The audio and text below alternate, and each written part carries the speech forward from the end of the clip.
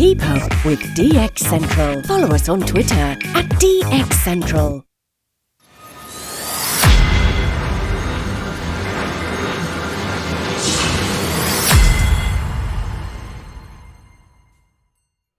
Morse code, tone sweeps, off-hook telephones, and a whole other assortment of odd noises.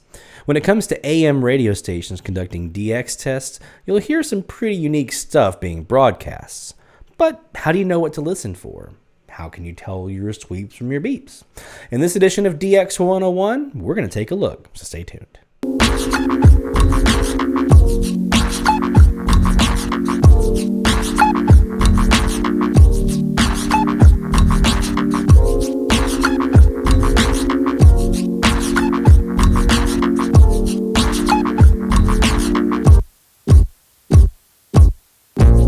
Since the earliest days of medium wave DX, one of the roles that the DXer plays is to help a radio station identify just how well or how far their signal is propagating.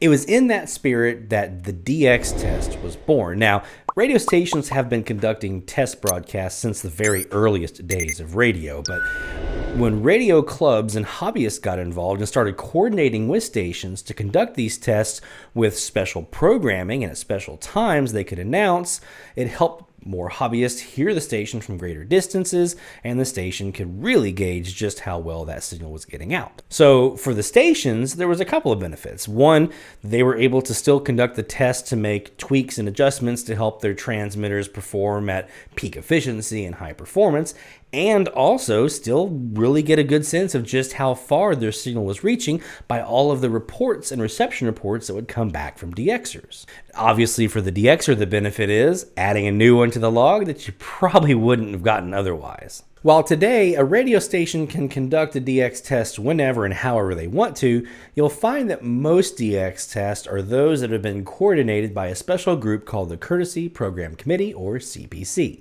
This group consists of members of both the International Radio Club of America, the IRCA, and the National Radio Club, the NRC. They use their contacts in the broadcast industry to reach out to candidate stations and gauge their interest in conducting a DX test. Then, once an agreement is in place to conduct a test, the CPC will provide the station with everything they really need to do the test, such as Morse code IDs that have the station call letters and their location, or the various sweep tones and things along those lines. Often, the CPC will even handle all of the correspondence with DXers for reception reports requesting a QSL of the event.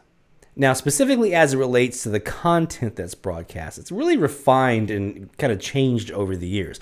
In the early days, it was usually patriotic music or big brass band music, things that would kind of stand out, right, and weren't part of the normal programming that you would normally hear on the radio station. Now, in recent years, the CPC has been working with radio engineers and with audiologists to create scientifically proven content that will not only cut through the static, but also through increasingly crowded frequencies as well. In addition, these tones and sweeps and various sounds were identified to be more likely to be heard by, we'll call them experienced ears. In other words, not just the young folks. Now, in addition to some of the special sounds that you might hear during a DX test broadcast, there's some other things that a station can do to make that DX test even more effective. Let me give you an example.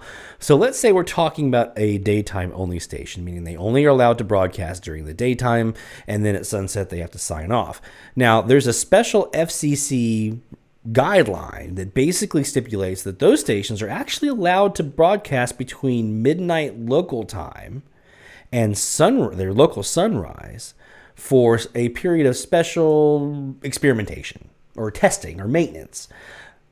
So with that, they're actually allowed to broadcast using their daytime power and their daytime antenna pattern. The only stipulation is they can't broadcast their normal programming, so they can't run what they normally run during the daytime. They have to run something unique and different, like a DX test. So how long that test runs really depends on station management and what they want to agree to.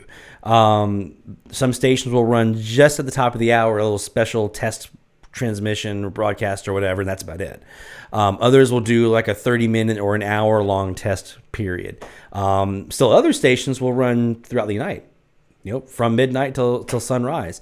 It just, again, depends on that station management and what they want to agree to and what their engineering staff is going to agree to. So, what do you need to receive one of these special DX tests? Well, the equipment that you're using right now will do the trick. All you have to do is make sure that you turn your receiver to the frequency of the test at the time the announced DX test is going to take place. That's it. Hope for the best and see if you can hear them. One tip I'll say is that a lot of folks think that just because they have maybe a local station on that frequency or a very dominant station on that frequency, for instance, let's say it's a clear channel frequency and there's one large station on the frequency, they'll think they can't hear it. Au contraire. 880 kilohertz, where WCBS is in New York, we had a DX test all the way out in Whitefish, Montana, pretty much near the Canadian border. And I was living in Charleston on the East Coast at the time, and I heard Montana conduct their DX test from Charleston, South Carolina, right on the East Coast, like 10 miles inland, with WCBS just to my north, right up the coastline. There's still a lot of people in hospitals and going into hospitals. The numbers are better, but they're not zero. So you always want to make sure you at least give it a shot, because you never know what you're going to hear with these things and what the conditions are going to allow, especially if it's a frequency like that where they're kind of cleared out. That might even be easier for you to have a chance to hear that one. I also remember in the 90s hearing another station in Montana under WSB in Atlanta when I was just to the north of Atlanta, in Brasstown, North Carolina. I heard Montana on 750 under them, but they were there. Now, I do want to take a second to talk about the use of SDRs for DX test reception, because they've really kind of changed the game in what we're able to do and have kind of revolutionized the entire DX test process. For instance, since most DX tests are going to occur in those late overnight, early morning hours, traditionally, receiving a DX test meant there were a lot of DXers out there losing sleep, bleary-eyed, early in the morning trying to hear that DX test. And, that's kind of what we lived with. Well, now with an SDR, you can actually schedule a recording during that event while you're sound asleep. It can be recording. And then when the sun's up and it's more daylit hours, you can casually review that recording at your leisure to see if you actually received it. And as we're going to talk about here in a bit, by doing so, you already have a recording of the event, should you hear them, that you can kind of splice up and put together to be able to send in if you're looking for a QSL. We'll talk about that here in a bit. Another great benefit of using SDRs, and this is the one for me that's really the clincher, is the ability to actually a lot of times see the DX test, sometimes even before you hear it. So you'll actually be able to see the Morse code IDs on the SDR, since a lot of these SDR software programs have a spectrum analyzer or a waterfall display that has kind of the visual aspect of the signal. You can see those Morse code IDs. You can see the 1 kilohertz tone both above and below the carrier frequency. You can see the sweeps that start at the carrier frequency and then go out. These lines that just kind of go out. Or if it's one of those that's kind of going in and out, you can kind of see it kind of moving in and out like that against the carrier frequency. So you can actually see these things. And if you got a strong enough Morse code signal, I've actually even seen the individual dits and das. So even if you don't know code, right? If you don't know Morse code, you can see the dits and das. You can pause your program and then you can go look it up and visually compare the dits and das you're seeing on your screen with what you're hearing. And there you go, right? So again, I'm a huge proponent of DXers using SDRs for DX tests. I mean, if you're using a portable or a desktop or whatever you're using, whatever you've got is great. But if you have the means or have the ability to use an SDR for it, you can record it so you don't have to be awake for it. You can have it running. You can see the content. I've actually seen sweeps and tones before I would hear them sometimes. Just seeing that little line coming off, a really faint trace coming off, I can go in, I can listen a little bit more closely, I can make some tweaks in what I'm doing with my filtering and things like that, and then I can pull out the audio. Where otherwise I would have never even noticed, probably, that they were there, but I could see that faint line on the waterfall. And then again, if you're going to use SDR recording, if you're going to try to get that QSL from the station, you're going to need that recording anyway.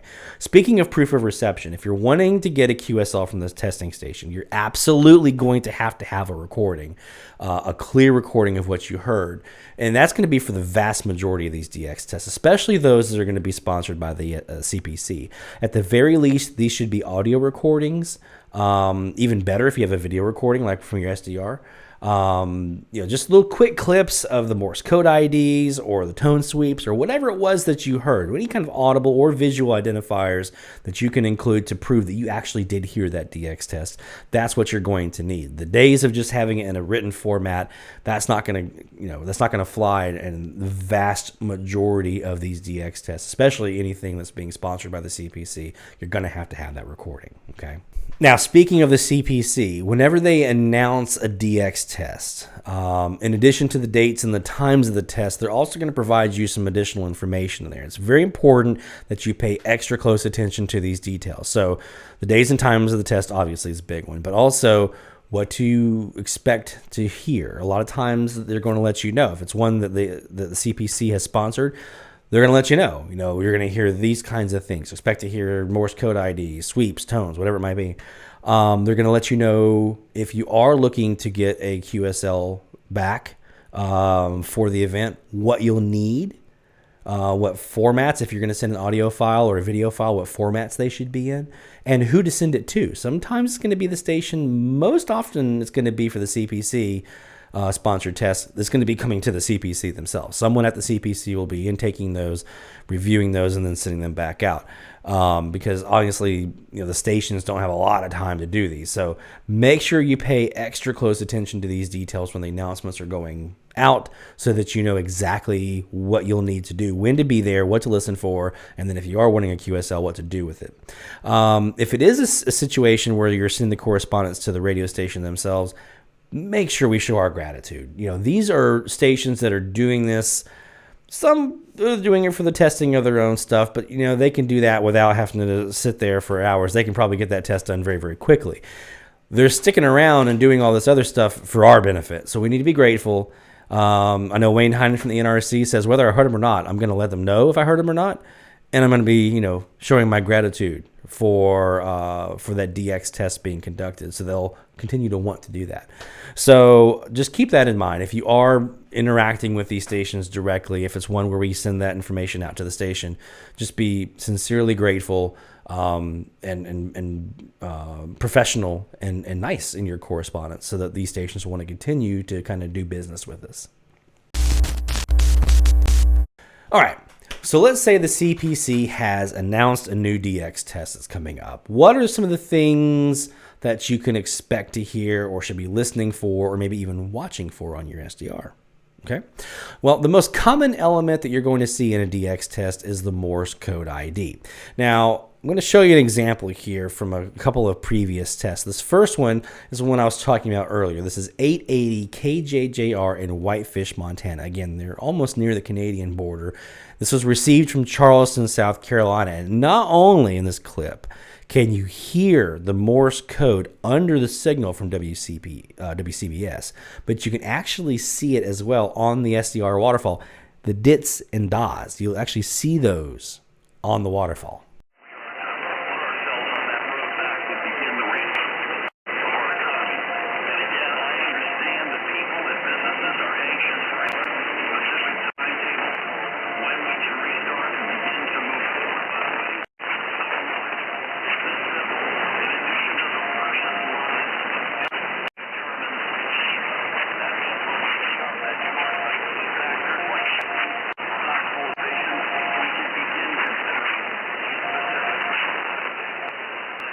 And here's another example, this time from 1220 WCPH in Etowah, Tennessee.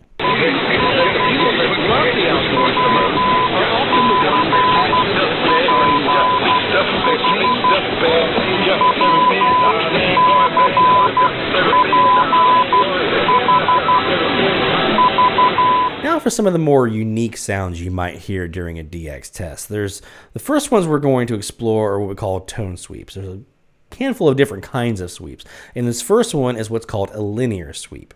This was actually something that was provided to the CPC, as most of these tones were, by a friend of us. He's an engineer at 650 WSM, and these are actually the same tones that they use to maintain and test against their own audio chain and their transmitters. So these are broadcast standards. Again, this first one is called a linear sweep.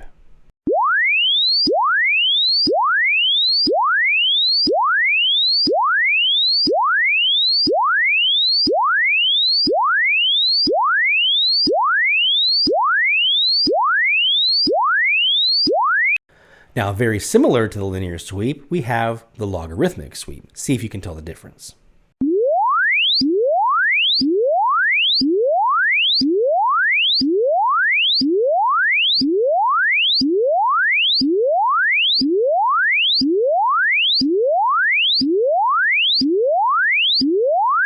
This next piece was actually developed to test a very specific element in the transmission line called limiter. So this is the limiter test.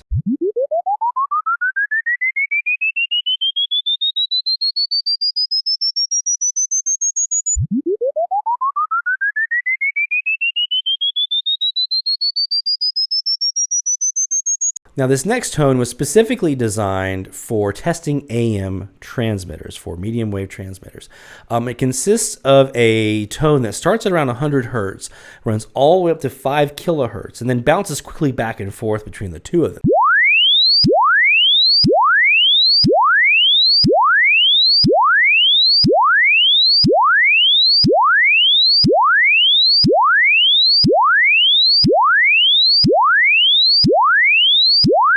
Another commonly used element in DX tests is the single frequency tone. Now, which frequency is used can vary from test to test, but probably the most commonly used is the 1 kilohertz tone.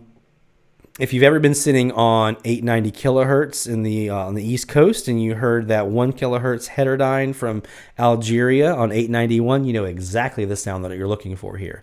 The difference here is that these are going to be on both the upper and lower sideband of the carrier frequency. These are going to run for about 30 seconds or so, and they're extremely easy to identify on that waterfall if you're running an SDR, because you'll see two solid lines right on 1 kilohertz off of that carrier frequency. So here is an example of what that sounds like, the 1 kilohertz tone.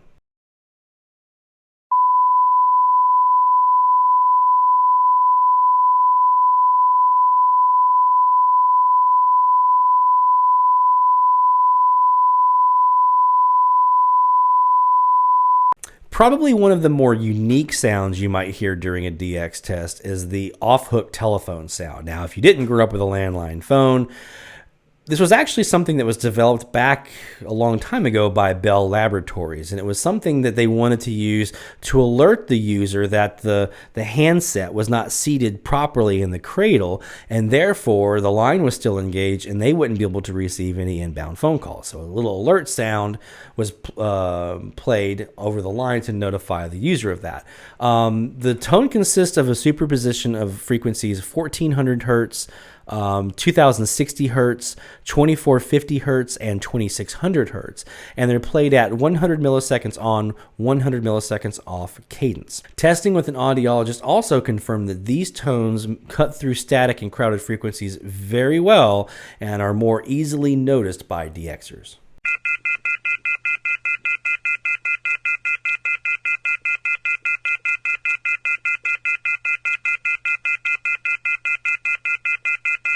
Speaking of phones, one of the more recent additions to our DX test catalog is the use of a ringtone from an iPhone. If you've ever had an iPhone, you know some of the different ringers that are there. This one is easily recognizable, and it's another one that audiologists have confirmed do a really good job at kind of cutting through during some of the testing that was done.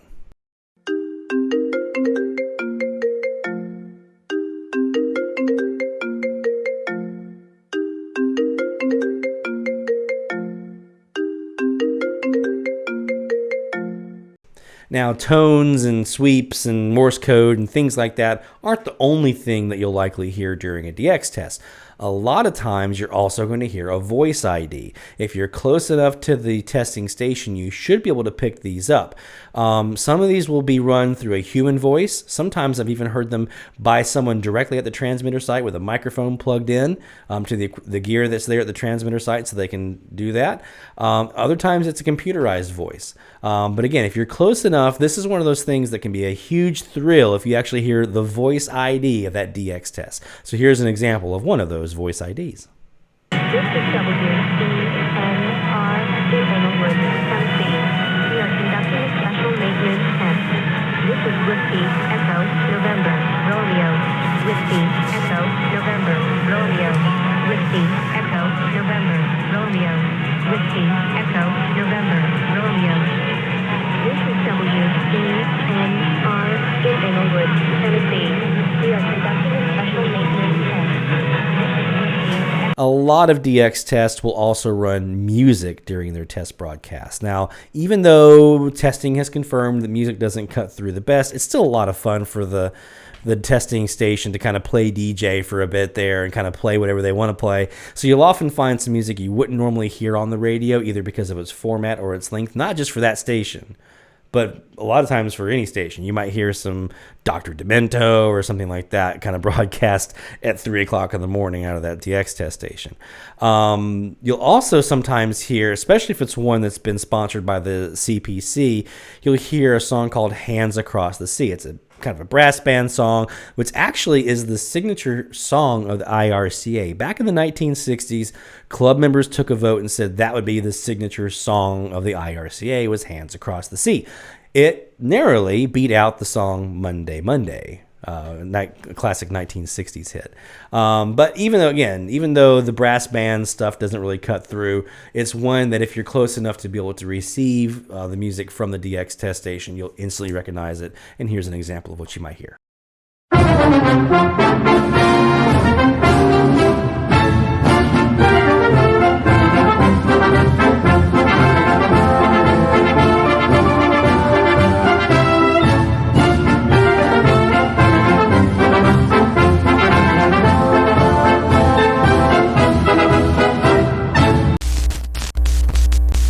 Now, these are just some of the things that you might hear during a DX test, especially and probably specifically those that are sponsored by the CPC.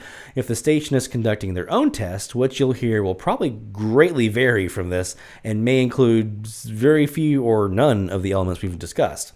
So the important thing will be to read the DX test announcement. That will almost always tell you what to expect to hear unless the details are just not known.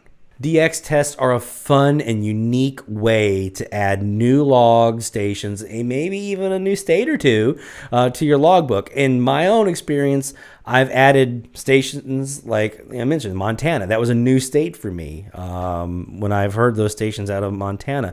I even added my very first station out of the U.S. Virgin Islands back in the 1990s. Was a DX test on 1000 kilohertz. So they can be a lot of fun. They're a big thrill when you hear one, even if it's one that's kind of a common thing. I remember hearing one out of Oklahoma. Oklahoma wasn't a hard state for me to hear, but this one Oklahoma station that I got back in the 90s, it was a huge thrill to hear that Morse code cutting through because it's like, I got them. So definitely give it a shot. Again, don't be discouraged just because the frequency that the test is on may be one where you have a local or a high-powered station or a dominant station on frequency or even a crowded frequency. Give it a shot. You never know what you're going to hear. These DX tests cut through a little bit better than you probably realize, so definitely give it a shot. Now, to know when these DX tests are coming up, you're definitely going to make sure you're a member of the NRC or the IRCA or both, as the CPC will always make announcements in their publications about upcoming DX tests. In addition, you'll also see announcements being published to the DX email reflectors that the clubs maintain as well. In addition, we here at DX Central will be promoting these DX tests with our Twitter feed. Again, that's twitter.com/DX Central, as well as on our website, dxcentralonline.com.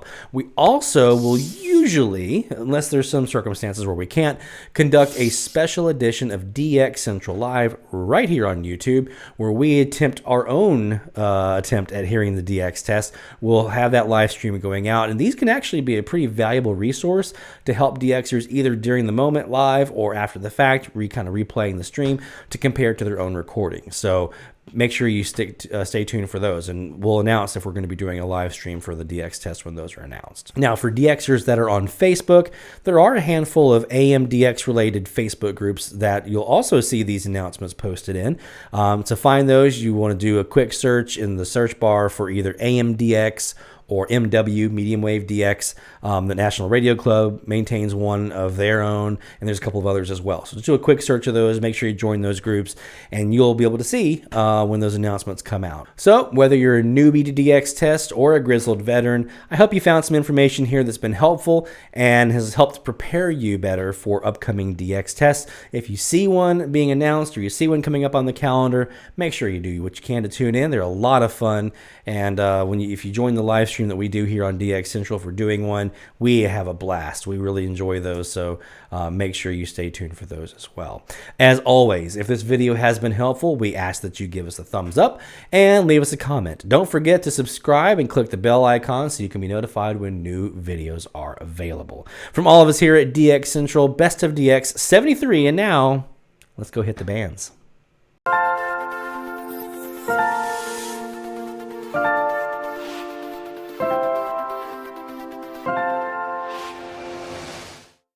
Through crashes of static in quiet hours, we listen. In languages we can scarcely understand, and of places we have only visited in our dreams, we listen. Incessantly, we perfect our array of aerials, receivers, and resources. We refine our skills and our techniques so that we might listen. We are DX Central, and we're all about radio. Visit us at dxcentralonline.com or check us out on YouTube. Search DX Central.